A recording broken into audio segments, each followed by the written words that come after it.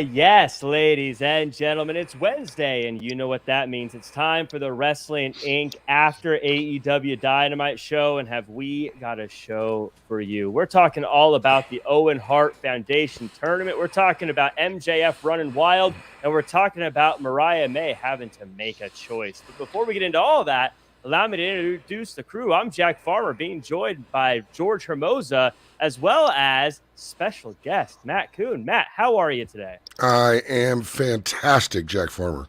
Back on Wrestling Inc. with George, and of course with you. So we're going to have a really good time. Yeah, we should have a good one. George, I see you're reading about the Road Warriors. Hold on. Did you know that the Road Warriors and Legion of Doom are the same people? They're not. That's just a myth. Mind blown. Well, we got a lot to get into today. I'm excited to chat about it. Of course, today is a holiday. It is Juneteenth. It's a holiday that has been going on for a very long time, but it's the newest of the federal holidays here in the U.S. And so if you don't know what it is the day that we celebrate the delayed news of freedom reaching the enslaved people of Galveston, Texas. And I think it's always a great reminder that even if you feel like you have victory in freedom and equality, there's always more to go and more to do. So very, very important day. Happy Juneteenth. Let's talk about some news in pro wrestling. We start with some injury news, but not the bad kind of injury news, the good kind of injury news, the news of people coming back. AEW star Kota Ibushi said on Twitter, quote, "Of course, if my current doctor in Japan tells me that I can't compete, I will report to AEW and return immediately. I am now 85% alive. Please wait a little more." Matt, 85% sounds like Kota may be making his return very soon. Yeah, I mean, he has had such a bad run with injuries. Even when he came back with AEW, he did not look like the same dude. So let's hopefully Kota, who's known for being reckless and known for maybe being cavalier with his body, maybe take your time, buddy. Come back at full strength. A full Kota is better than a hurt Kota. Yeah, George, this is a company that has a lot of stars kind of making their return. The top of the card starting to look pretty strong. Kota would be a big addition to AEW right now if he's able to come back. Yeah, especially I kind of want to see what he can do maybe without that Kenny Omega presence in AEW. He's been kind of handcuffed in those kind of storylines. When Omega needs somebody, it feels like Kota is one of the first guys that he calls. So I want to see how he does without that kind of affiliation with Kenny Omega. I'm really excited to see.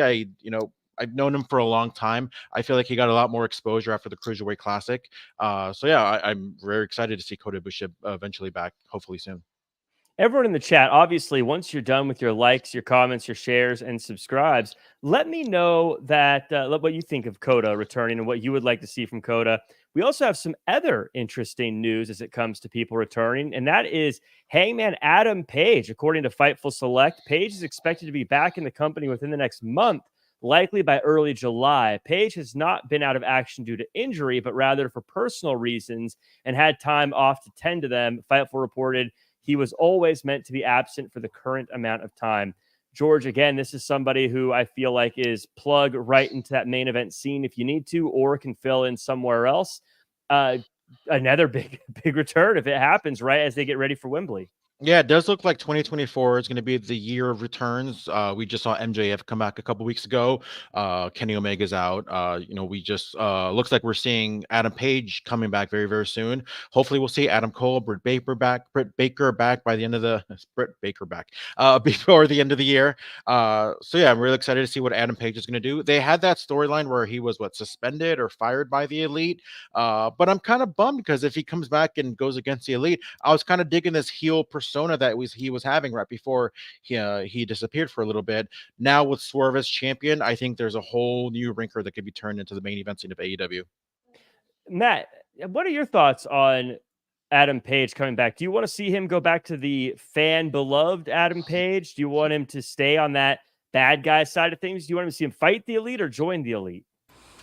Well, I would like to see a focused and consistent Adam Page, and we've yet to see that. We've seen this kind of vacillating character. It's kind of all over the place.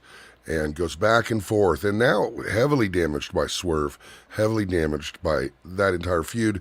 Luckily for him, his personal issues, hope they're okay, completely, as you said, coincided with their plans to keep him off air anyway. What kind of happenstance is that? But now that he's coming back, man, I just hope whatever they do, because Hangman could be a big guy for them. But man, I can't make hide nor hair of anything about his character, what he stands for, what he believes in, what he wants to do.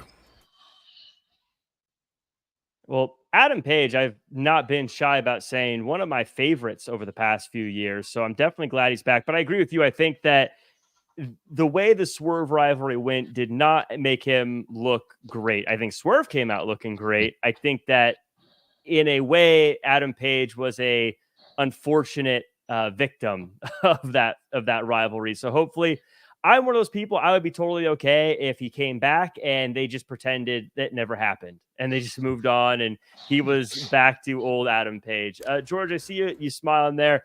Are you okay with them in a situation like this pretending something didn't happen to get back on track, or do you think they need to mention why he left and what happened? I think with AEW, and it kind of a little unfortunate as well, where it comes to they're criticized for a lot of things that maybe they shouldn't be criticized for, maybe they should be criticized for. But I feel like they need to be very careful with not giving people a reason to, criticize negatively in some ways. So I'd like for them to kind of acknowledge where, I don't know, they don't have to be legit about it. They can just kind of acknowledge, like, hey, he took some time off because he was fired or whatever the elite did. But I don't want to see them ignore everything, is what I guess what I'm trying to say. If it was me, I'd plug him right in there against the elite. I think he's a perfect foil for them right now. I think him being more of a man of the people versus the guys who sold out would be a story I would like to see. But that's just me. I'm sure they got plans for him. I'm going to disagree with you just a little bit, if you don't mind, Jack. Yeah, go ahead. And even if you do. How dare you? So Hangman's problem is that it's an inconsistent character. So he needs to come back. Whatever he does, he's coming after Swerve. That's the only way to redeem his character at all. He has to be on whatever side Swerve is on, he's on the other side. And that's the main thing for him, is Swerve, Swerve, Swerve. But you don't think that's just going to remind everybody the L's he took? So many L's in a row if he does that? We all know it. It just needs to show that it matters to him. We can't have a character who goes, who's just like, well, that's that. That happened. I got killed and destroyed, and a man cut a promo on my baby. I didn't even care. But if you want to save the Hangman Page character, what his motivation needs to be reclaiming his manhood and getting a piece of Swerve.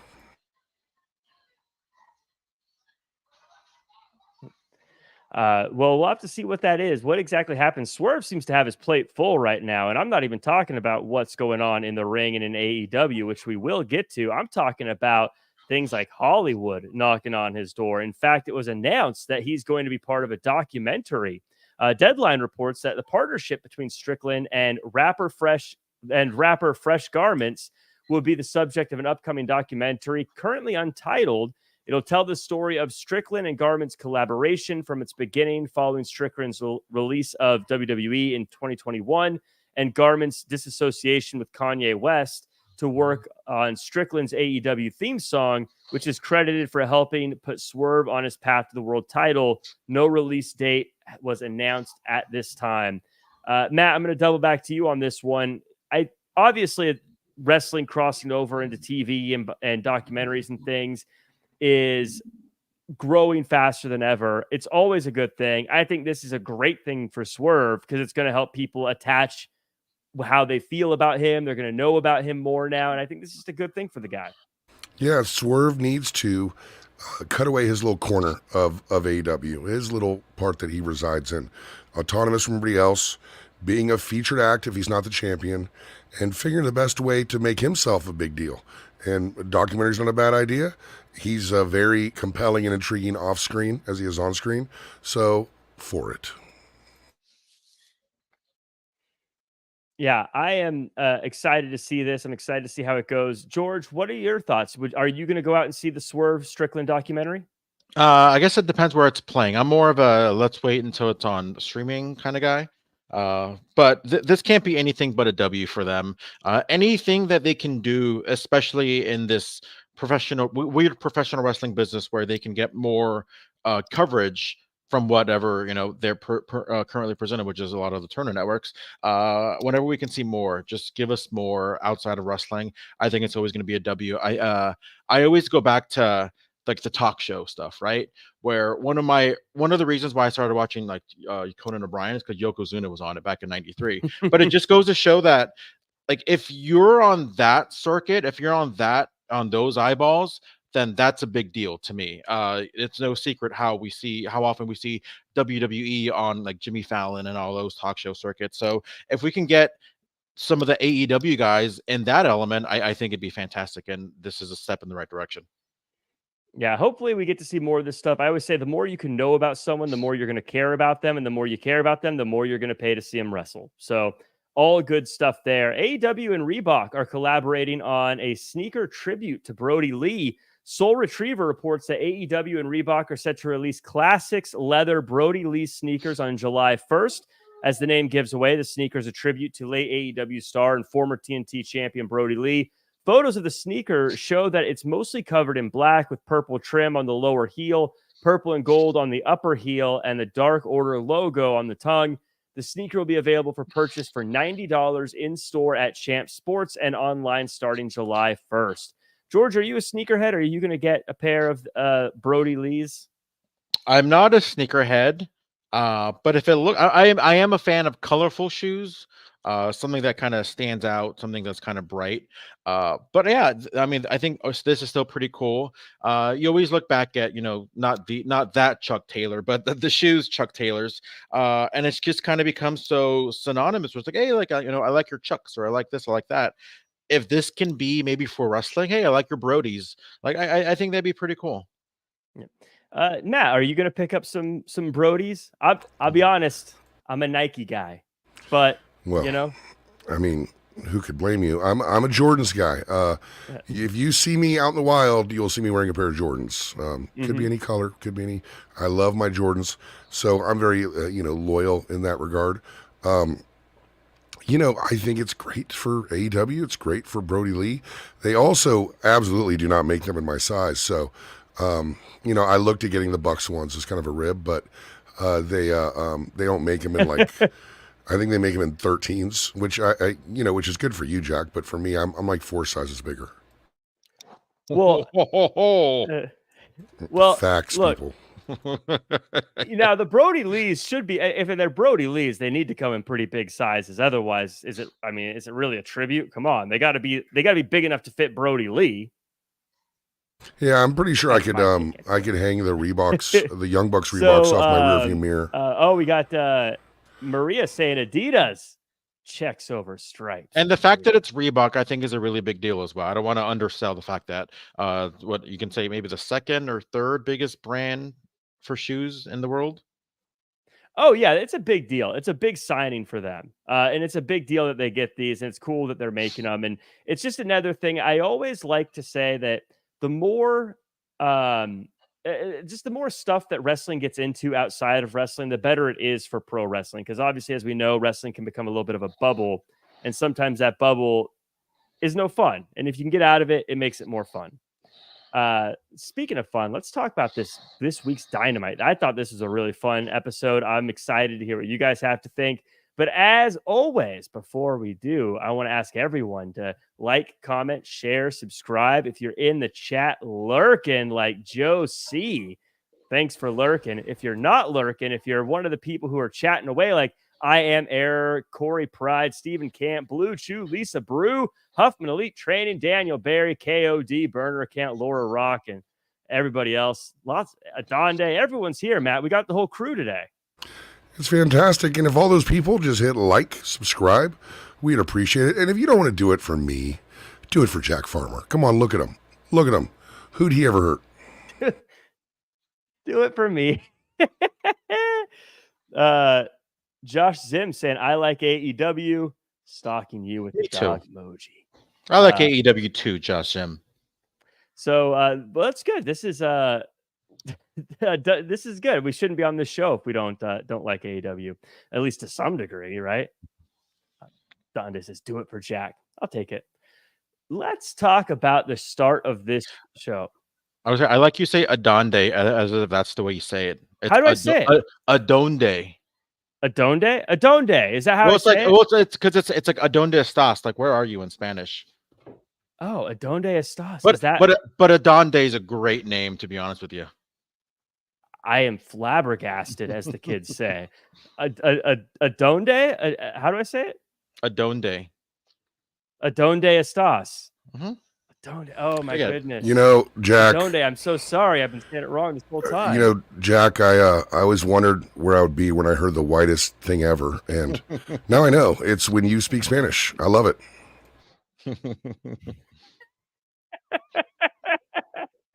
Oh, there's a Adonde clip somewhere. Estas? A friend of the show, Flobo Boys, has it. No, Flobo Boys has a video of me singing the Rey Mysterio entrance theme, and let me tell you, that is the whitest thing you've ever heard in your life. So wait, which one? The first one or the second one? Booyaka, Who's that jumping out? Booyaka. No. Okay. That's my Pueblo. MJF versus Rush. Roosh went down. I'm not going to mispronounce Roosh. Zook saying whitest thing ever on Juneteenth. So do you call him Leo Roosh? I don't, but do you? I mean, I will now. There's got to be some consistency with this. Armando saying, Jack, can we get a booyaka? Booyaka, booyaka. 619. My God. This is going to be a great show, guys. We got to get the show back on the road here. Anyway, story of the match here. Roosh didn't like MJF calling a shot after being gone for a long time. We get to the match. It starts as a brawl, and Roosh gets the upper hand here at first during the brawling. Crowd's hot for the match. It's hard hitting. Eventually, MJF comes back and gets the win. Post-match, Brian Cage says the Elite are booking MJF versus Hechicero. Now I'm about to say every name, George. For Forbidden Door, but Excalibur says it's not official until Christopher Daniels says it. Matt, I'm going to pass it to you. I'm tired of being the butt of the joke for not being able to speak. What are your overall thoughts of this opening contest? It's always fun to watch Roosh wrestle because you always wonder, is the guy he's wrestling a big enough star that Roosh doesn't take liberties with? And in the case of MJF, he is the kind of star that you cannot take liberties with. So he did the easy Roosh match. He didn't destroy him too much. There's no story at all. None. No story. And there's a million better ways they could have brought in MJF. There's a million better ways they could have got this match more compelling to see. It was fine. It was good. You know, it was good, you know, but I would have liked them to work a little bit harder to make it a must-see match. I kind of disagree there. George, I want your thoughts because I'm not saying it was the greatest way MJF could have. And Matt, I'm sorry. I don't know if it's on my end or yours, but I'm having trouble hearing you. So I'm sorry if I. Am I still low? Am I low right now? Can you hear me right now? On my end, it's like the connection's bad. The connection's bad. I think everyone else can hear you. It might just be on my end. How about now? Same. Okay, now it's good. Now you're like cutting out a little bit. Okay, I might have had a loose mic cord. No, still bad. George, was he coming through okay for you? Maybe check. Is it weird that I hear you both perfectly fine and haven't had any issues? There was a couple times where you kind of talked over each other, but it's been fine. Yeah, we've had a little bit of a delay, like a 10-second. Yeah, like we just did. Yeah. I thought the match was great, guys. Is your headphone plugged all the way in? Because sometimes if it's not stereo, you can't hear the other person very well. Is that better? Well, the video is choppy too. I'll tell you what, I'm gonna let you guys talk. The video's choppy. It's like I can't the internet connection's bad. I'm gonna go ahead and log out and log back in while you guys talk about, and I will catch up as soon as I can. I wonder if it's. All right. Well, and if it's not you, it's me, and I'll try it next time. But for now, George, we'll try to get some order here. Sunny Sitar says it's Okada's fault for the audio. Good call there. MJF versus Roosh. I actually liked how this went because I thought they're trying to show MJF as a guy who can fight, a guy who can fight through a bat, get beat up, continue to push through. I think that showed tonight. How did you think this went with Roosh being the first opponent for MJF? And should they save it for a pay-per-view? As I mentioned before, I think they should have saved it for a pay-per-view. I think, or not maybe this specific match, because like Matt said, I wasn't really too much of a big fan of how this match came about. It just felt a little random, to be honest with you. It kind of felt very SummerSlam 07 when Booker T just randomly started calling Triple H when Triple H was coming back from his injury.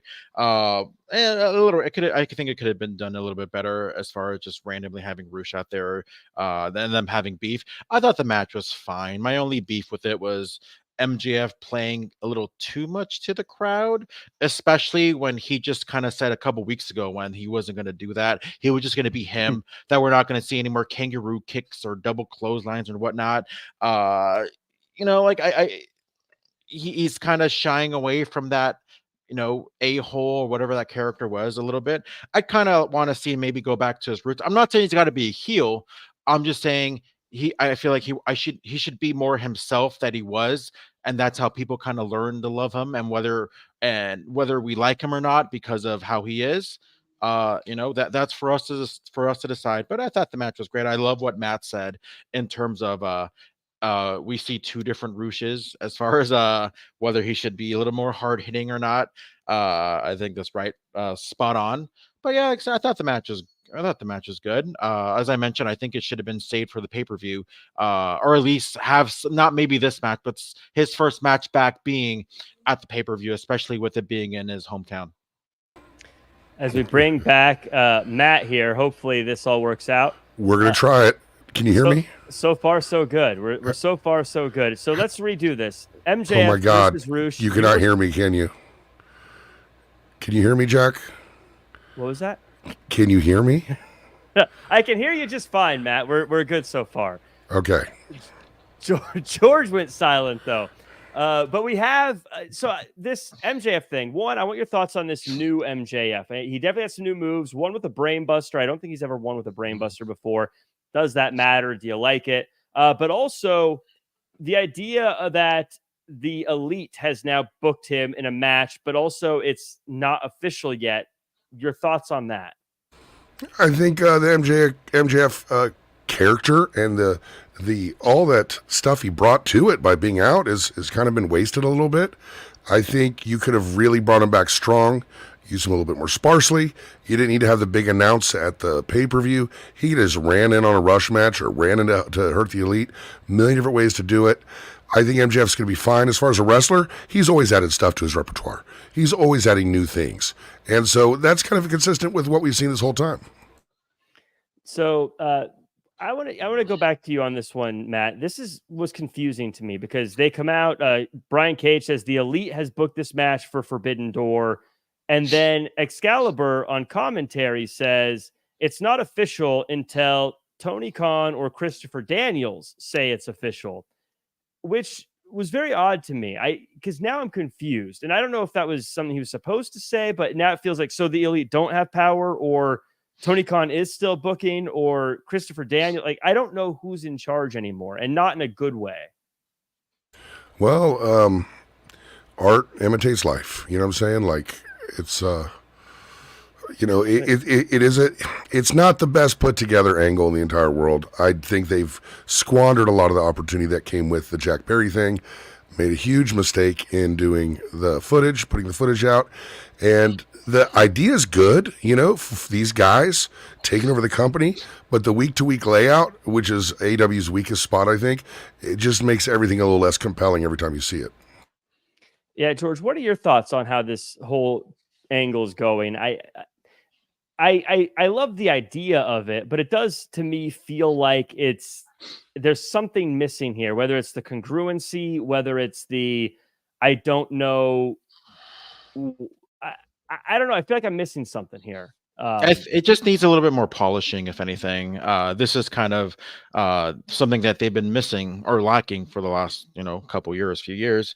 And because it just seems so like put together. Like you had, was it Gates of Agony kind of coming out and say like, hey, Hechicero is gonna sit there and challenge MJF, whatever it is. It just I don't know. It just I would like for it to be a little less random. Just why? Like why am I seeing these things? Kind of fast forwarding a little bit, even with like a Daniel Garcia, where he's coming out and said, "This is what I want, and this is what I need to get there to do, or need to do to get there." Like, it's something. It's just that simple, right? Like, why is MJF like this guy was just the AEW champion, in his previous match before Roosh? Like, shouldn't he be going after the top prize? And we kind of saw a little bit of a hint with him and Osprey, but it doesn't make sense for me to have him wrestle random guys, especially when he was such a unique commodity. Pretty much the last 2-3 years where he wasn't wrestling just random people. Every match had a purpose. So I do feel like they're dropping that ball a little bit with MJF. I think it's okay to have a match like this. I always say like a warm up rivalry, something to kind of get him going again. Now he needs to get back into some serious matches soon. He can't go from, Roosh to Dante Martin to, something like that. He's got to get into something soon. But I think the first one back, an easy win so he can get that momentum going again, remind us of what he can do. I get that. I'm okay with that. Now, if we're in All In and he's still in this rivalry, I'm going to be a little bummed out about it. I know we talked a little bit earlier about them just kind of dropping storylines. Like, shouldn't he still be beefing with the Undisputed Kingdom? You had Wardlow with those vignettes kind of pretty much saying that, MJF ruined his life. Where's that element thrown into it? Now we have a whole new wrench on it. Now we have Wardlow as a heel and MJF as a babyface. Give us something like that. Like it's made for you, but instead they're just kind of throwing it away with just random matches. Well, they did end the Undisputed Kingdom thing when he came back and he kicked Adam Cole out of the ring and said, "I'm moving on." I think that's what he was literally saying. We're done with that. As far as the Wardlow thing, I get it, but at the same time, if Wardlow came back and that was his first match back and Wardlow beat MJF, we'd be like, I can't believe he came back and lost. That's bad. But then if MJF beat Wardlow, we'd be like, okay, great. But Wardlow can't get a win. What's going on here? If Wardlow beats MJF, then that's something.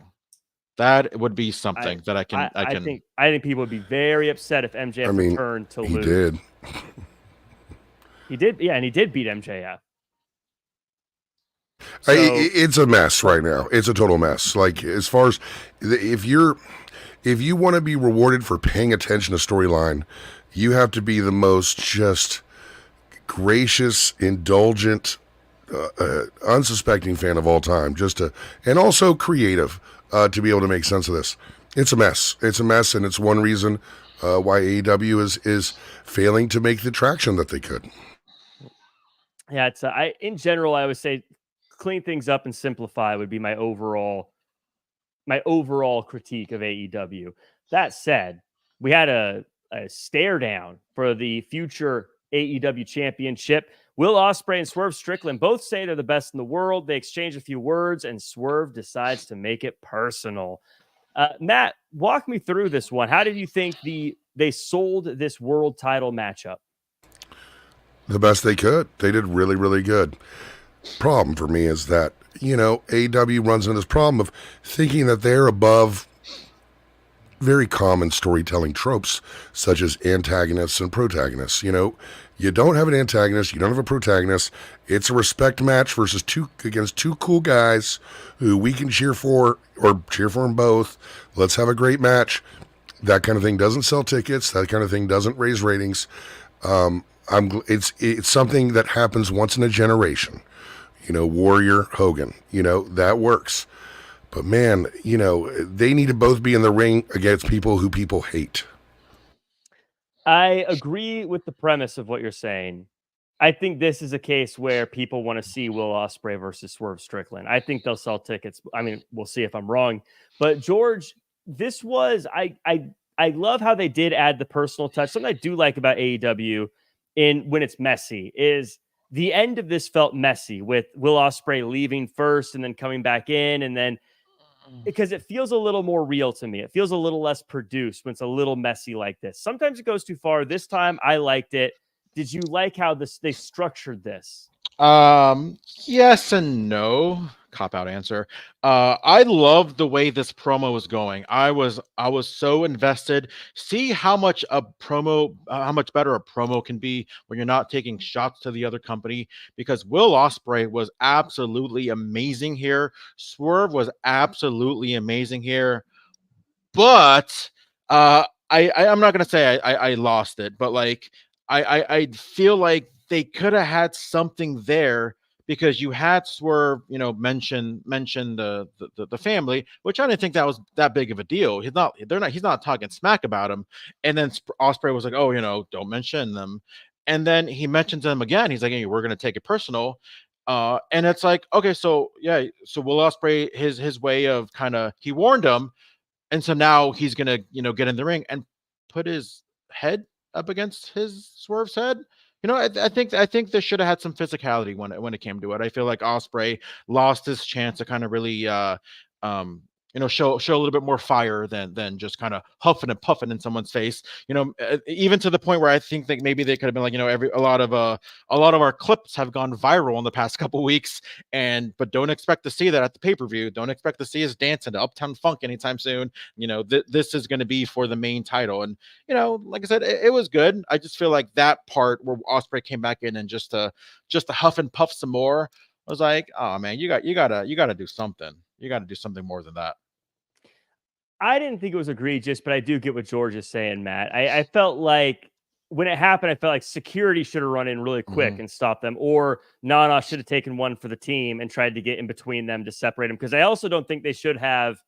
You want to avoid as much physicality as possible. But yeah, if the way that line was set up, something should have happened there that was a little more heated. Yeah. Any thoughts on that? And also thoughts on the Don Callis family not being too happy about this? Don Callis family, again, total mess. I don't know what's going on there. Don't really care. As far as Osprey goes, okay, dude, you cannot be like this. You can't go, hey, listen, I'll use my mean voice. Jack Farmer, if you talk about my child, for the love of God, I will take you down. And you talk about my kid, and I run back in, and I just like put my head up against your head. That's kind of a bad guy move. That's not a good guy move. That's like the dude who's daring you to hit him because he doesn't want to get beat up. I would say though, you're a big fella, and I'm not the toughest, so I think you putting your head against mine might get you the win. I think that might be enough. My cardio would undo me before I took 3 steps. Yeah, there's no huffing and puffing. Just one huff and I can stand there and look like a mother, but like just take 3 steps back, I'm done. I'll just fall over, so you're fine.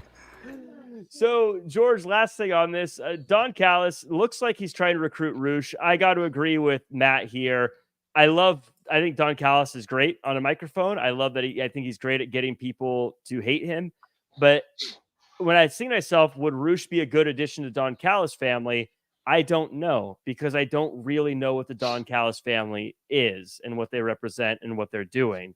Kyle Fletcher seems conflicted, but I guess I still don't know what the Don Callis family is besides just a bunch of bad guys.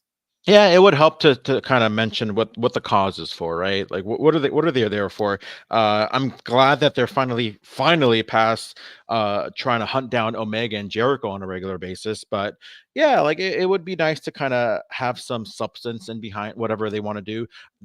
They're all individually talented, insanely talented, but it'd be nice to kind of see, but like I mentioned before, so is everyone else on the roster. So show me why you guys are different. Show me what uniqueness you guys can provide to show that you're not just like every other person on the roster that is equally talented. Yeah, I look at a lot of the successful groups over the past few years, and you think of in AEW, the Elite. They were all part of New Japan. They were all part of the Bullet Club. That's what brings them together. They're still a group. You look at on the other, side of the table, you look at the Bloodline. They're all part of a family. It's about establishing their family dominance and ruling, the wrestling world via that. You look at the Wyatt Six that recently just debuted. they look creepy and murder people. So that's what they're about. But if I look at the Don Callis family and I'm seeing Kyle Fletcher, Takeshita, Hobbs, and Roosh, I don't get what that connection is. And they just went through a whole thing where they were fighting each other just to fight each other. I don't like the patriarchy. I think the patriarchy does a good job at doing exactly what I just said that the Callis family should be doing. I don't know if this is the part where maybe not having split brands would hurt it, because if this was WWE and they had split rosters, the patriarchy and Don Callis family would not be on the same show. So I'm trying to think, like, did the patriarchy kind of take some of Callis's heat, because we're seeing a lot less Callis on the microphone and we're seeing a lot more Christian on the microphone. Well, to your point, Jack, what are they there for? What do they do? Like George was saying about what's their purpose. You have you mentioned a bunch of great factions. You knew what they were doing. Mm-hmm. You knew what their plan was. They were united towards something. But that's one aspect. I think the most important aspect is that Don Callis, the question should be asked, has anybody ever benefited from being associated on screen with Don Callis? Like Takeshita, no. Osprey, no. Fletcher, no. Hobbs, maybe. But generally, no. So it's they could have 20 brand splits and it's still going to be, it's just terrible. Get rid of it. It's awful. I think, and this will be the last thing unless you guys have something else you want to add on it, is I've always said, I think one of the misconceptions people have with managers is they take someone who needs some help getting over with the crowd and they say that's who we're going to attach a manager to. But when you look at the most successful managers, that's never the case. It's always someone who is a star and you push them over the top. You look at the people. Paul Heyman is look at Solo. Great. Look at Solo, right? Right. That's a good example. Heyman's. We talk about the Brock Lesnar's, the Roman Reigns, the CM Punks. We're not talking about Solo. We look at Bobby the Brain. He's managing guys like Ric Flair and Andre the Giant or whatever. Like they're managing stars. It's not they took nobody and suddenly the guy on the microphone makes them a star. You got to be a star and you've got to be there already. And so I think if you put someone like a Don Callis with a superstar, it might work. But if it's with someone who we don't even know, then I just start hating Don Callis, but I'm never going to get to see him get beat up because he's never getting in the ring. Yeah, the premise of a manager helping to take a wrestler to the next level as opposed to having them get to superstardom from stardom, you're right. But here's the main difference I see with Don Callis, and you said, whether it be, you said Bobby Heenan, I'd put Jim Cornette in there, Paul Heyman. Yeah. Man, those guys, as good as they were on the mic, always stood behind their guys. Mm-hmm. They didn't stand in front of their guys. Callis stands in front of his guys. And I think that's the biggest issue. And I would agree. Jim Cornette goes in there as well. A lot of great managers out there. I get nervous when I start picking names because I forget somebody. I go Cornette, Heenan, Heyman as the top three ever. No love for the Slickster. He was a jive so bro, guys. Well, I'm going to put as the top four, I'm going to add Jimmy Hart just because I had a conversation with him and he was a delight. So, did he say the word baby? Oh, yeah. Yeah. You find out he said he didn't drink coffee either. I was like, how do you have that energy? Last time I saw him, I just stared at his hair for 20 minutes. He was great. So he was so nice to me and he was such a good dude. I'm like, okay, I'm a fan. If you're nice to me in person, I'm going to be a fan. That's all it takes. Easy. So we got a couple things that happen here. Mark Briscoe and Jack Perry have a run-in backstage during a promo. And then we get Takeshita, Fletcher, Strong, and Sabre versus Briscoe, O'Reilly, Martin, and Cassidy. Non-stop action, lots of exciting moments. Ends with the Briscoe team getting the win. Post-match, Jack Perry hits Dante Martin from behind. Takeshita hits Briscoe. Sabre and Cassidy have a stare down. And George, I can hear Jimmy Corderas saying, there's too many potatoes for this bag. I mean, it was what it was. Going back to what I mentioned earlier, the amount of talent in this match wasn't by any means bad. Yeah, I mean, it was what it was. I go into this with the expectation of what we're gonna see, and I can't say I was disappointed in any way. Going back to last week, I thought that finish was a little surprising. I didn't think the heels were gonna win, but going back to this week, it was what it was. I wasn't expecting anything bad. I wasn't expecting anything memorable. Matt, this was, I think, actually a great kind of match to have in the middle of a show. Gets everyone excited, lots of movement, things are happening. I want to talk to you about the idea of a lot of these guys have matches with each other at the pay-per-view. And a lot of times people say, you don't want necessarily people to have too much conflict before the pay-per-view, but sometimes people got to run into each other. Was this a good way to kind of preview what we're going to see at the pay-per-view, or did they take too much thunder out of what we're going to see at the pay-per-view by letting us see Zack Sabre Jr. versus Orange Cassidy already and whatnot? Well, that's the question, right? This is the formula, right? You have guys in singles matches at the pay-per-view. You're going to put them in tag team matches leading up to the pay-per-view. You got guys in tag team matches at the pay-per-view. You're going to put them in singles matches leading up to the pay-per-view. It's just the way it is. And ideally, it's created to make you more interested in the match at the pay-per-view, I would think.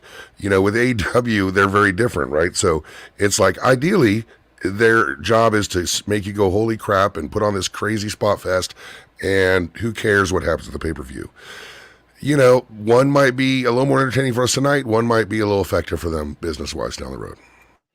Yeah, there was a few things. Like, at first I thought, okay, what they'll do is they'll just avoid the people who are going to have interactions, but they absolutely did not do that. It felt like they focused on that. And so, yeah, it'll be interesting to see how this plans out. Let me know in the chat, everyone. Zack Sabre Jr. looked like Giant Baba next to Orange Cassidy. Zack Sabre Jr. is taller than you think. He's like 6'3", I think. Like, I've seen him before, and he's 6'3", 150 pounds. Yeah, he didn't register to me because back then he was really skinny. He's put on probably 60, 70 pounds in the last 5 or 10 years.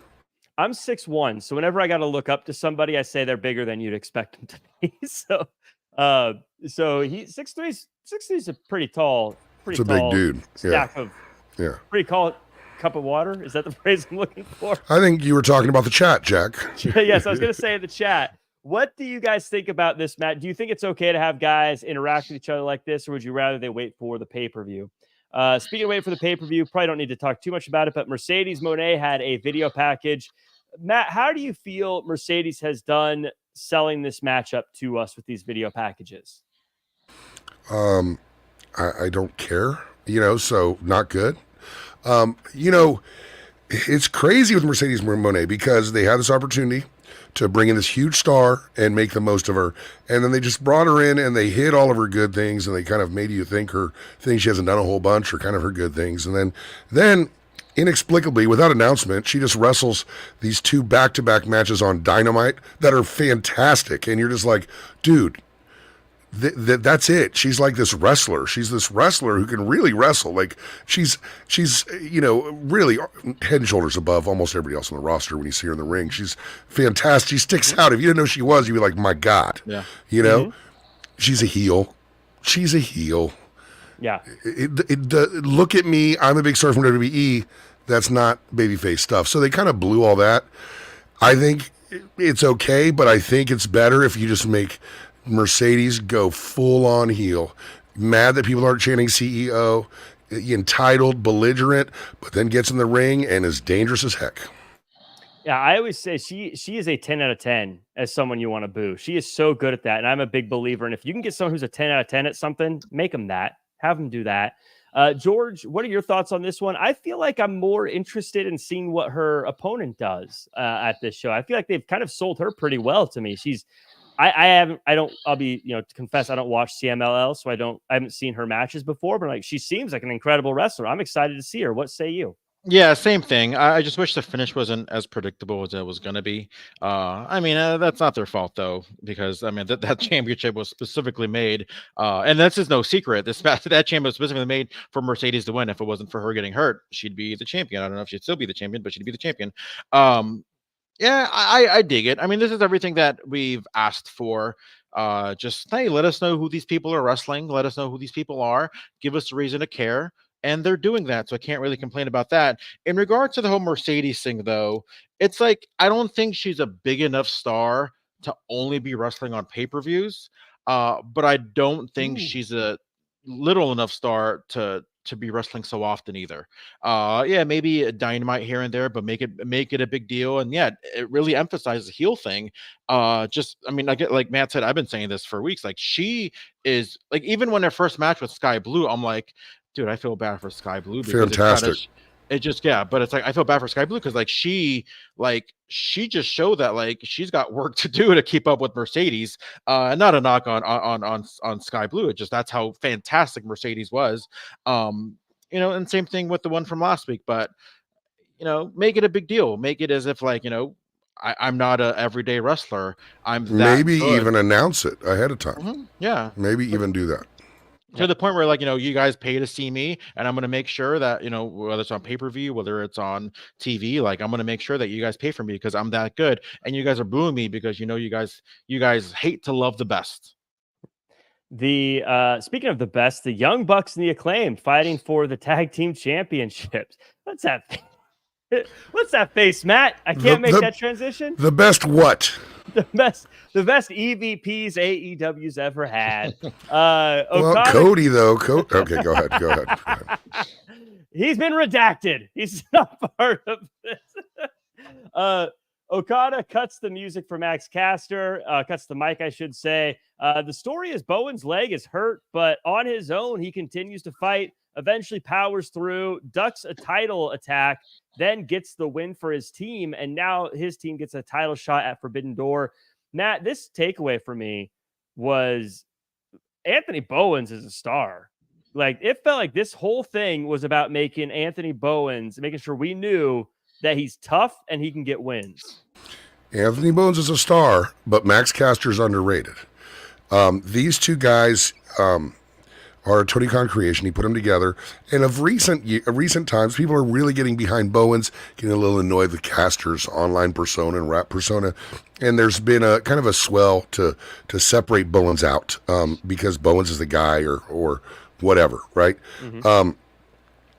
But man, this tag team has been in trios hell for like the last 6 months. As a tag team, man, talking to Dax about it, man, Dax loves this tag team. He loves, and I just ripped off what he said. Bowens is great and Max is underrated. He loves wrestling them. He thinks they're great. And as a tag team act, they still got legs, man. And I like them, and I want to see if we can really make this Acclaim thing a real thing. I love the Acclaimed, and I love Max Caster. Well, everybody, everybody loves. But I guess with tonight, George, I mean, it felt like so much of the match was Max Caster on the outside, Anthony Bowens fighting through the injury of the leg, fighting both Bucks at the same time. I agree with Matt. I would love to see. I'm not a huge fan of the 6-man tag, the trios championships in general. But I would love to see this tag team either be a tag team, but I would also just love to see, I'd love to see more of Max and Anthony Bowens stand out like they did tonight. Yeah, I mean, I think this was a fun match. I think this was probably the first match that the challenger or the non-champions won, like in one of these eliminator match. Mm-hmm. Yeah, I mean, we saw it coming. Although, did they announce it for Forbidden Door? They just said, I don't know if they made it official. Am I wrong? I don't know. It might not be. I think they said they're getting a shot at some point. Yeah, I mean, I'd assume it's at Forbidden Door. It'd be weird if it was just on like Collision this week. But well, it'd be weird to have 2 AEW acts on a show called Forbidden Door. I mean, do we care? I don't know. I mean, you can say the same about the actual main event. They're 2 AEW guys. But yeah, I mean, pretty much jumping on everything they said, it did feel that some of the magic was lost after, their tag title run ended against the Guns. But I feel like we're getting it back slowly but surely. I like that they cut off Max Caster's rap because it always leave them wanting more because it looked like he was going to get into it. My only, and this is such a nitpicky thing. I wish Okada would stop saying the B word so much. I just feel like it would mean more if now it just become predictable. Like, is that his act? It's his catchphrase. What is is that going to be like his thing now? Like, we know what he's going to say at the end of the sentence. That's one of my exactly favorite, what it is. When he did it at the Forum, when he said, hey, shut up, and then the B words, I caught me by some. I'm like, oh my god, that is great timing. Now you do it after every time, and you take away the great timing that exists. You know, I was watching this show the other night called Who Killed WCW? I don't know if you heard of it. And I was looking at it, and one of the things were these really overpaid, not overpaid, right? They're well-paid guys who were the heels of the company. But once they got that TV time or the attention, they could not resist being funny and cool. And what that is it created a lack of reason to want to beat them. It made them cool.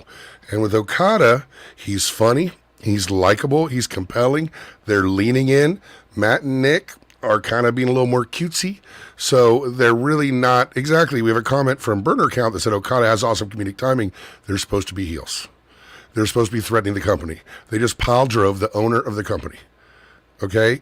And now we're laughing at Okada. I'm just saying it's a great way to not make money. Like, it's fun for the people like AEW, but if you don't want to make money, just be very, mediocre about how you approach good guys and bad guys. I do always think, and that's actually one of my big comments about the Elite right now and what they're doing, is I always say they need a killer. They need someone with like teeth. That's like a Christian Cage, someone who isn't playing around, isn't there to have a good time, but is there to hurt people, is there to take advantage of people, and isn't being coy about it. I think that's what they need right now, because right now they're also fun and You know, like, who'd they be don't feel great? like a threat at all. You know, who'd be great in there is Wardlow. Just Why? kind of blaming Tony Khan for all the mishaps that's happened. How he pretty much jumped on MJF's back when Wardlow did everything right, but then TK would never give him the opportunities. But now he's with the EVPs, the guys that's going to give them a final opportunity, or finally an opportunity, and to be that killer that you mentioned. I don't know. I feel like that's starting to feel Don Callis family. I like Satnam Singh in the role. I think I'm joking. I don't at all. Hey, I do have something to say about this match, though, if we're still talking about this match. Yeah, bring it.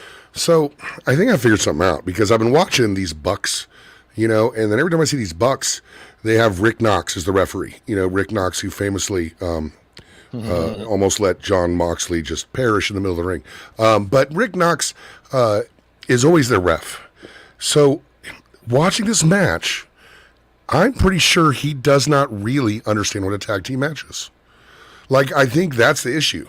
I'm always wondering, why isn't he doing this? Why isn't he doing... I don't think he understands. I think anyone's ever pulled Rick Knox aside and explained the Australian rules tag team match. The counts, the ropes, the whole thing. Because every time I see Rick Knox in a match, it's just pure bedlam the whole time. So I think maybe someone could just explain to him, like, it's called a tag team match because you touch the other guy and they come in. Like, he needs a full orientation. Well, maybe I was actually thought you were going to go a different way. He's always the guy who's the ref. I thought they were, why don't we do a Nick Patrick deal where he's like an NWO ref, except he's that would actually make sense. And he starts saying, "Hey, I work for the boss. They pay me, so I'm going to make sure that they win." That's where I would have gone with it. But I'm saying that would make sense, which means AEW would never do that. Like, why did stand outside the ropes at all if Rick Knox is reffing? Just sit in the corner. And just come in when you feel like it, get out when you don't feel like it, bring a baseball bat. It's all good.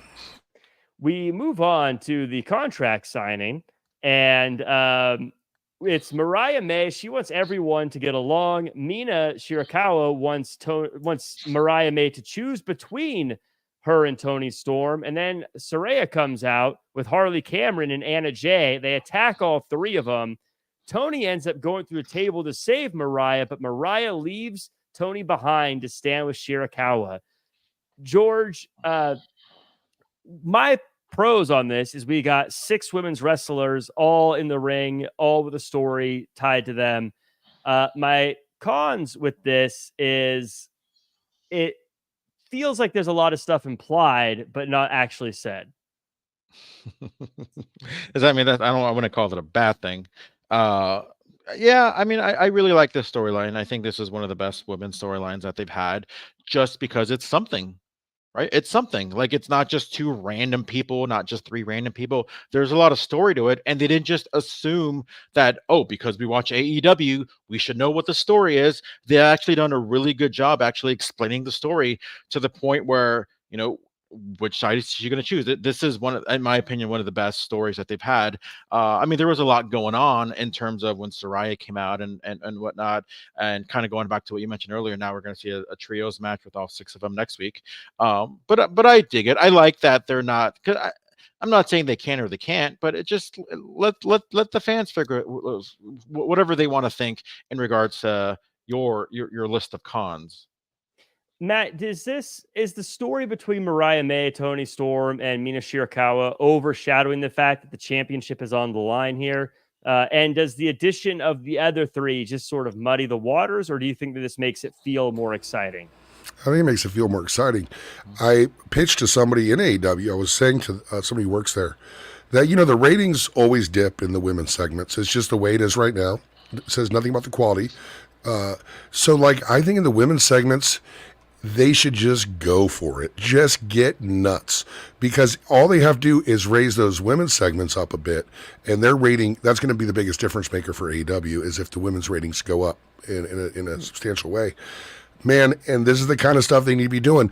Why isn't there ever any big angle for the women's division? Like last night at Raw they murdered 11 people, right? Mm-hmm. That's a pretty big angle, I'd say. We don't, the NWO, DX or whatever. We've never seen that in a women's division, and the women's division is something just by its design. You can have it separate from the rest of the company. So why not have the big, crazy, meta women's angle and get these women's segments up? Because you saw it. I saw 2 segments in a row. I'm like, well, they sure have a lot of talent now. What are they going to do with them? Why not a big, giant, crazy, huge angle? I would love to see that, because especially in AEW, where you're right, it's a place where they can, even a small improvement is going to be big percentage wise. So I think that would be a good thing for them. And I want to transfer that over to the round 1 Owen Hart Foundation tournament. Chris Statlander took on Nyla Rose, a slugfest of a matchup. Statlander hitting a big tombstone to get the win. She'll now go on to face the winner between Willow and Serena Deeb. George, Nyla Rose got a great reaction. I believe it was her hometown, but still, I consider she hasn't been on TV. Pretty cool to see she got a great reaction. I would love to see both these 2 on TV more. I love to see Nyla Rose. I feel like when she first started, or when AEW first started, that was she had a lot of TV time. Kind of being that monster that she can be, and really being a real force in the women's division. And yeah, and who knows when we're going to see her again. I don't watch Ring of Honor, so I don't know how often she's on Ring of Honor. She's definitely not been on Rampage or Collision, so I'd like to see more of her. I think she's great. And yeah, this match is kind of reminded me of that kind of the Haas match that we usually see in the men's division. The strength on Statlander was absolutely insane. But just a little prediction. I don't think Willow's going to win next week. I feel like it'd be too soon to kind of see that match between Willow and Chris Stat just on a random Collision or something like that. Well, that was actually what I was going to mention to Matt. Do you want to see these kind of stories that have been building? Would you want to make sure they stay separate in the tournament, or would you rather see them collide in the tournament? They have to collide in the tournament. They have to collide. It makes it more interesting. You just got to be creative in the way that you do it, I mean, you can't ignore them, As far as Nyla Rose goes, if you've watched AEW from the beginning, unfortunately, sometimes you get a little feeling about people, people signed with a lot of, on TV a lot at the beginning, and then less and less and less.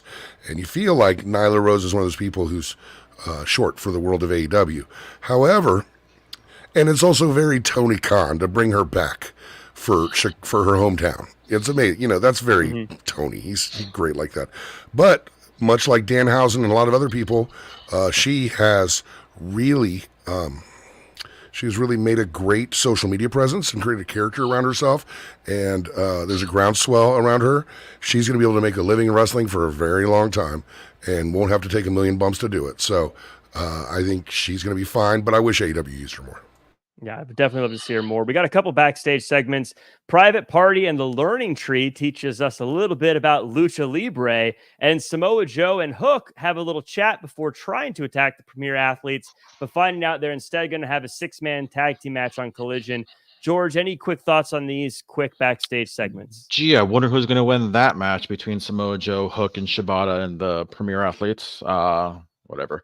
I like that one promo that we saw with like Mark Briscoe, Kyle O'Reilly, Orange Cassidy, and Jungle Boy comes in. Mark Briscoe is just a delight on the mic. Although I did have an idea once I saw, and this is just I've had a couple marketing ideas going back to Tiffany Stratton brand watches. That way it's Tiffy time. Why don't they? Because maybe the best friends aren't a thing anymore. But why don't they ever do friendship bracelets? Well, he gave one to that they can sell on shopaew.com. I think they just didn't think about it until now. I mean, you can't get mad at them for not thinking about it till now if you didn't think about it till now.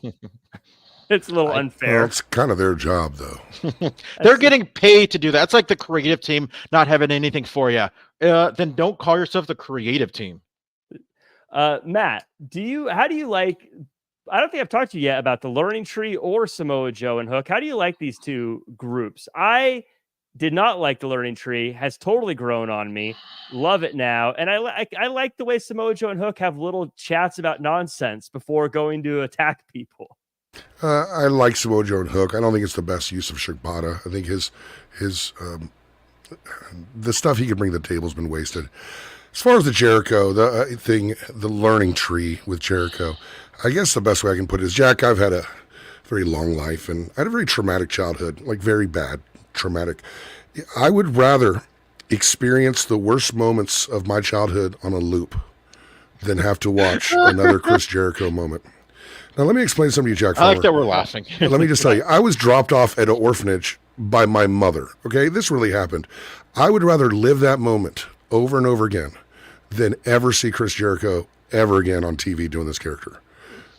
I'm not joking. It is the worst thing that has ever existed on this planet ever. I say that without hyperbole. I love it. I am so into it. We would be two total polar opposites watching this. I think it's so funny. I enjoy it. I mean, I'm not going to fault you for not liking it, but he is definitely doing a Tony Khan though. Like he's definitely doing a Tony Khan impression. Not the whole thing, but the hi guys and the bye guys. That's Tony Khan. Costanza doing Larry David on Seinfeld is what you're saying? A little bit, yeah, but it's definitely Tony Khan. Brian Keith is still the best part of that, or I guess you could say the only good part of it. And then going back to what I said earlier, like I see Shibata, I know his gimmick is a little like, hey, I'm gonna do the voice to text the Japanese thing. What was the last part of his promo? The B word. Like it just doesn't mean anything anymore. If Okada's gonna take it, at least let it be his and not have other people saying it too. George, I think you need to cut Shibata some slack. His brain was taken out and put back in, according to Dave Meltzer of the Wrestling Observer newsletter. So anybody whose brain was taken out and put back in maybe should get a little more deference, George. All right. Yeah, that is fair. That's pretty intense. Let's move on. This has become a very intense part of the show. I've messed you up today, Jack Farmer. I'm so sorry. This whole thing is so bad. And now Flobo's in the chat. Things couldn't get worse. Daniel Garcia and Rhett Titus had a quick match. Garcia got a quick win. But then Daddy Magic and he get attacked by Cage of Anthony for getting involved in their business last week. MJF doesn't come down to make the save. He comes down to teach the Cage of Agony a lesson for talking smack earlier. Numbers are too great until Will Osprey comes out to make the save, and we get Osprey and MJF back to back. We get a stare down, and Garcia stares down the International Championship. Later, Cage challenges for the International Championship. Matt, again, I said it before, I'll say it again. I can hear Jimmy somewhere complaining about not having enough bag for all these potatoes. It was okay. One objection is that I think some of these would have been better without the music playing. Like if MJF running to the ring would surprise people. Osprey, oh my God, running the ring without, At the same time, it was a kind of cheesy thing I've seen a million times. I was half expecting Frankie Kazarian to drop off a red X on top of everybody. I've seen this kind of thing before. George, I love Daniel Garcia. I'm a huge Daniel Garcia fan. So him getting a win, a dominant win, is great to me. Him looking like he's a part of some kind of rivalry is great to me. I also like that we're teasing Osprey versus MJF because that's something I think we all want to see. I feel like it got a little squished for time, but what were your thoughts? Yeah, I mean, I like that this is on Dynamite and not a throwaway show like a Rampage, because this was totally a Rampage match. But it's about getting Daniel Garcia some spotlight. I'm all for that. I think he's a guy that they're see a lot in. So anytime they're going to sit there and put all that energy into him, I think is a win. Yeah, I mean, essentially, like, what was the main goal of what they tried to do? What I took away was that tease between Osprey and MJF. So what is it that we need to do just surrounding that to make it all together? So yeah, maybe it was a little too much to have all these components as far as Daddy Magic, Gates of Agony, and just if that's what we're trying to get, then what do we need to do to get there? And so yeah, it was a little too much, but came in, it went. When Brian Cage appears, it's too much. That's a good general rule. When Brian Cage comes in, it's not attached to anything, and it's just that now we've done it. We've passed the tipping point. Would you like to see Cage get the international championship so that he has something and Osprey can just focus on the world title? Maybe, but I think the way that Tony Khan's doing it now is all the best wrestlers have the titles. He feels good about that. He's got Okada comes in title, Osprey comes in title, so he wants them on his dudes, Swerve, Bucks. They're on his dudes, and I think he's going to keep them on the dudes until they get on another dude. And I don't think Cage has ever been that dude. Someone who is trying to be that dude is Pac as he takes on Claudio Castagnoli in round 1 of the Owen Hart Foundation tournament. It's a really good one with Pac eventually getting the win. And then Claudio refuses to shake Pac's hand afterwards. I was really shocked by the outcome of this one. I thought this was Claudio's to win. George, you look surprised I say that. Did you think this was Pac's to win? I think no matter who won, it was a win-win in any case scenario like this. I was looking forward to this match once it got announced. The battle of the forgotten first names, right? Adrian versus Antonio. But I if anything, I was shocked on how the finish came about because we don't really see those kind of finishes from, roll. Oh, wait, that was the one that kind of got it. So I dug it. I think this is everything that I wanted it to be, and I have zero complaints on the outcome. I thought, like I said, I thought either one winning would not have shocked me because this is just how good these two guys are, and especially with the trajectory of each of their careers. Matt, the world loves Claudio. Claudio did not shake Pac's hand after the match.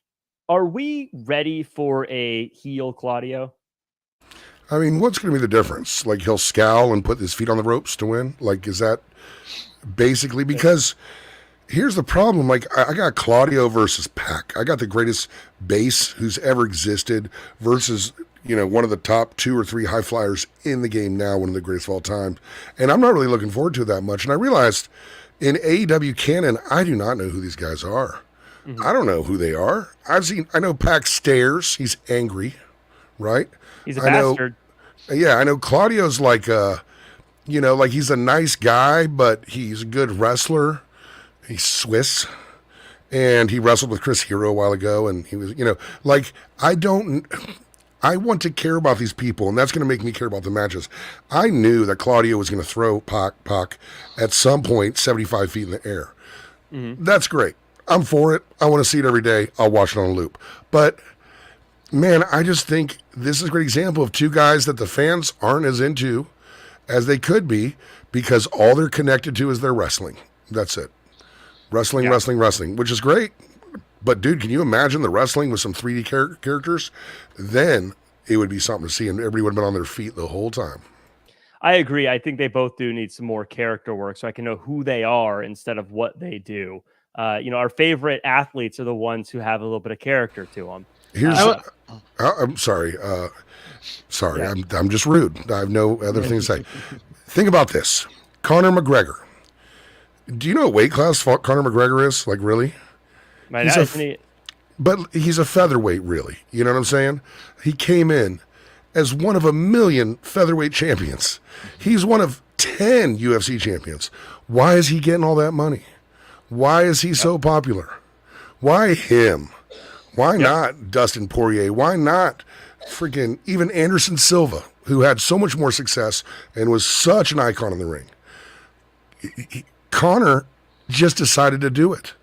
It's all characterization. It's all character. And if you saying that Conor McGregor needs character and saying that Pac and Cesaro don't need character, you are out of your mind, because that's why you can't get into that man's weigh-ins. I would even say, I'd take that a step further and say even Jake Paul in boxing. Same thing. We're all paying to see this guy lose. Amazing.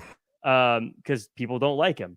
I would say too, just because like we were talking about the injuries earlier with Adam Page and Ibushi, especially somebody like Ibushi. I know he's from Japan, but like he's a lot of these guys that are known for their high flying and the aerial type moves, they get one injury and they maybe can't do those things anymore. So what do you have to fall back on? You got to fall back in the character. I think of Brian Pillman, where he got into that motorcycle accident, or even maybe before then, he was like, dude, I need to be more character. And look what happened. He became so ahead of his time to the point where like we can't even imagine the great things that he would have done in the Attitude Era. You got to be more than one dimension, because something would happen where they take something away that you can't do anymore. You know, if I'm going to call him Adrian Neville, if Pac can't do for whatever reason the flips anymore, then what does he have left? Like, you know, you got to be more than what you got in the ring. That's when fundamentals come into play, right? I think about Michael Jordan leaving for baseball, coming back a little bit thicker, a little bit heavier, a little bit slower. He developed his turnaround jumper. He had so many fundamentals he could rely on and grow on. Meanwhile, Dominique Wilkins blew out his Achilles. That man was done, because all he had was the explosiveness. And so if you don't have the fundamentals, which these guys probably do, but in wrestling, the fundamentals is personality, it's charisma. I love Secular Belt's comment here. Tim Duncan in basketball, vastly overshadowed by other personalities. Tim Duncan, top 3 of all time. Great. Top 3 of all time. I mean, you look at his stats and they are bananas. How better than Kobe. But yeah, you're right. But we talk about all the major characters. I saw Duncan play his first NBA preseason game because I was a Wizards fan. Wizards had Weber, Juwan Howard, and just drafted Rasheed Wallace. Big dudes, right? Big mobile guys. Tim Duncan out of Wake Forest, first game, he tore them boys up. And I was just like, oh my God, this guy. Because you never know, first pick out of college, you never know. Yeah. I saw his first preseason game and I was like, well, that's a wrap, because those other guys I mentioned didn't want it as bad to work as hard as him. Sorry, but Tim Duncan's awesome, and I'm going to go ahead and stipulate all 3 of us are there together. It's funny because like, and now I'm just sidetracking. Everybody remembers that Derek Fisher shot with 0.4 seconds against the Spurs. What people forget is the shot before that by Tim Duncan was like 10 times more difficult. Like Shaq Penn played better defense, and Tim Duncan still made that miraculous shot. Anybody look it up, and you'll see it's phenomenal. Well, next week on the Wrestling Inc. Old Basketball Podcast, we'll dive more into that. I want to round things out, though, with a little bit of predictions for the Owen Hart tournament. Now, we have all the names. We've got a couple of winners already, and if we're cheating, I think we got a couple who are wrestling right now on Rampage. But I want to get your guys' predictions. I'm going to start first. George, we'll start with you first. Men's bracket. We've got Pac has made it to the second round. But then we've got Danielson versus Takagi, Phoenix versus Jay White, Jeff Jarrett versus Wild Card. How do you see this one going? And who do you think Wild Card is? And who do you think's winning it? What's your predictions? That wild card's throwing me off because I would love to see like Jeff Jarrett in the finals. When I saw his name in the tournament, I was like, yes, like 1000% yes.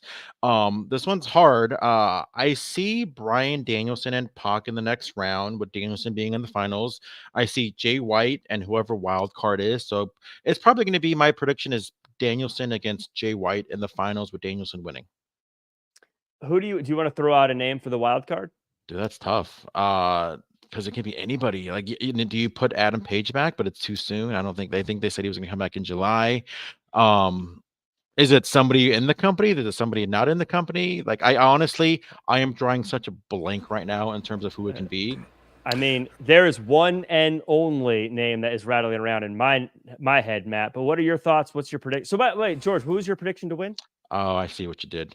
I guess Ricochet. No, Bryan Danielson. I didn't say Ricochet. So the mystery person is facing who? Jarrett. Jarrett. Yes. And they face the winner of what? Phoenix and White. Jay White. Jay White.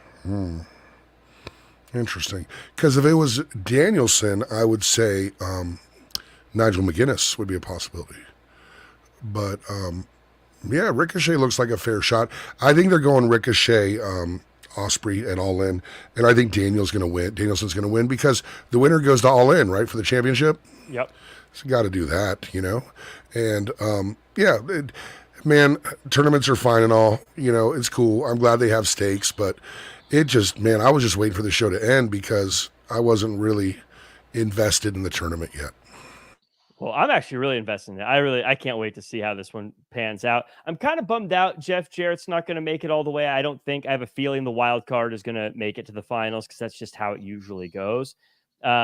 Jeff Jarrett, I also can see why he wouldn't make it to the end just off of the stature of some of the people in the tournament. But just historically, it'd be kind of cool to see Jarrett make it all the way through. I agree. I think Danielson's winning the whole thing. I'm just going to say Ricochet is the wild card. Could be anybody, though. I'm going to say Danielson wins. And frankly, I want him to face Swerve, and I want Swerve to beat him in Wembley to really solidify Swerve's run. On the women's side, we've got Statlander has made it through to the second round. The other people in the tournament are Willow and Serena Deeb, Deonna Purrazzo and Hikaru Shida, Mariah May and Saraya. Matt, who do you have winning? Probably Mariah or Deonna. I think Deonna got kind of a raw deal going up against Toni Storm, and Toni Storm's supposed to be a heel, but everybody loves her. I think she deserves another shot. And Mariah May, of course, is the diva of the future in that division. She's amazing. So we'll just start lining up the accolades for that one. Yeah, I got to agree. I think that the story is already built in there too, because she's going to end up having to face either one of her friends here. So I think that's already a built-in story. Seems to make sense to me. George, though I do agree, I feel like there's a few people in here I want to win it because I feel like they deserve a little better, like Hikaru Shida and Purrazzo as well. But George, what are your thoughts? Who's winning it? I'm gonna hate to agree, but I'm gonna have to go with Mariah May. I still think that Willow's gonna lose next week. I really don't want to see that match in the tournament. I feel like whenever you have a one-on-one match with two women that doesn't have any kind of like title match implications or things like that, I think it's going to be a plus. I think that match is going to happen, and it should happen at All In. Willow versus Stat. That's history in the making. I think the finals is going to be Stat versus Mariah May, with Willow costing Chris Stat that match. Mariah May is going to beat Hikaru Shida next week and then win the whole thing and go on to All In. And that's it's going to be another cool story that we're going to see. So those are our predictions. Everyone in the chat and everyone in the comments and everyone in the 5-star reviews that you're all going to be leaving after this is over. Let us know your predictions as well there. I'd love to know if you guys think we got it right. Let me know who you think the wild card is going to be. What if it's Satnam Singh? We never know. Could be anybody. But before we go, Matt, any final thoughts and where can the world find you online? Final thoughts. It was another fun yet somewhat tedious episode of Dynamite. You can reach me over at Matt Koon Music. I teach music. I'm going to be sending a bunch of my kids to a music camp, so I'm going to be raising money to do that over the next couple months, and I'm probably going to be giving away some wrestling memorabilia, like maybe that signed Terry Funk bat with the barbed wire over there. Like that might be something people might like. So just saying, I'm gonna send my kids. I don't care how much of my crap I gotta sell. So follow me on Matt Koon Music. And just so people know that you're not just some guy when it comes to making music, you've done some stuff most wrestling fans have heard. What are some of the songs that maybe wrestling fans have heard that you've done? I did the first FTR song for AEW. One that everybody didn't like as much as the one now. Steve Macklin uses my song in TNA. Deonna Purrazzo used my song in TNA for years and years. And that was a good one. Oh, thanks, man. I loved it. I worked really hard on it. And then like any kind of like the Arn Anderson podcast theme, the Something to Wrestle With theme. If you heard Tony Schiavone's theme and you heard that Billy Joel parody that used to bring it in. I wrote it and sang it and played it. And so a lot of music stuff. And I spend my days with my amazing students who play at a very high level. And so we're going to take them to Tennessee to go see my good friend Victor Wooten, the greatest bass player alive. Oh. And he has a camp. And we're bringing my kids out there. And so we're going to raise a bunch of money for that because it ain't cheap, but it's worth it. And we got a lot of people already excited about Armando talking about that Terry Funk bat and Man Cave session, saying that's awesome. George, how about you? What were your overall thoughts, and where can the world find you online? I've been really digging Dynamite. I know it sounds like I got some criticism, but overall, I think it's always an enjoyable, not always, but I think for the most part, it's an enjoyable show. It's been an enjoyable show for the past couple weeks. I feel like with Forbidden Door season, we're seeing a lot more, not just in this company, but we're seeing in, a lot of companies. But yeah, just overall, I think it's great how, Matt Koon spends his day, doing a lot of those cool things. I spend my day working hard on the go with the hand on the clock to keep spinning too slow. That was my transition, by the way.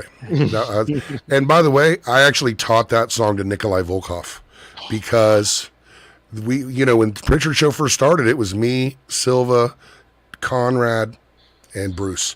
So the live show is just the four of us. So Nikolai was the guest, and so he was going to come out and sing. So I had to go back there and be like, all right, Nikolai, here's how it goes. And it was pretty awesome, I got to say. I have a very strong history with that stupid song. Two Super says that's a wild, by the way. Were you at the LA show for Survivor Series weekend? What, the Bruce show? Yeah. No, I don't think I was at that one. No. Okay. I was there. Yeah. I've been to a bunch, and then I stopped doing Bruce because I got opportunities elsewhere, but it's crazy when you think about where Bruce was, us driving around from town to town to him running WWE right now. It's insanity, you know. But I'm happy for Bruce because Bruce deserves it. He gets a lot of bad flack, and I actually do like Bruce Pritchard. I was just asking because I went with Steve Kaufman and he got us before the show, so I'm I was hanging out in that lounge with Bruce, Conrad, a couple others. I'm I wonder if Matt Koon is one of those others. But yeah, those are fun times, and I love Steve very much. Steve and I are on very good terms. I like him very much. Yeah. I text him all the time with little tidbits because the guy's a genius, whether people know it or not. And speaking of Steve Kaufman, he's been helping me a lot with my YouTube channel, the Wrestling Chatter, TW Chatter on Twitter, all the social medias. I got some other stuff coming on. I was just talking to Jack earlier before we went on about I was emailing with the former WCW and WWF superstar and having him come on do an interview on the Wrestling Chatter. So subscribe and check it out. Yeah, you'll definitely have to check out the Wrestling Chatter. Lots of cool interviews over there. And you can find me at Real Jack Farmer across all social media. I'm going to be calling the action for Santino Bros Wrestling tomorrow, which you can see live for free on YouTube. So why don't you check it out tomorrow? It's a Thursday. That's going to be fun. Or if you're in town, come see the show. Hit me up on social media at Real Jack Farmer once again. Where's town? Where's town for your show, Jack? It is in Azusa, California, so north of LA. If you're within driving distance of Jack Farmer and you do not go see the show, you're going to hell. Oh, crap, I'm going to hell. It's true. It's absolutely true. We got to deal with the devil. It's part of the deal. So, but yeah, come see the show. It'll be great. Or again, check it out for free on YouTube. That does it for us. Make sure to follow at Wrestling Inc. for all of the wrestling news out there. And also make sure to tune in on Friday for the SmackDown after show. And I think that crew is going to be Glenn and Flobo. I don't remember who's on this week, but check it out. It'll be a surprise for all of us. Until then, always have a good one. And I'm going to hit the end stream button.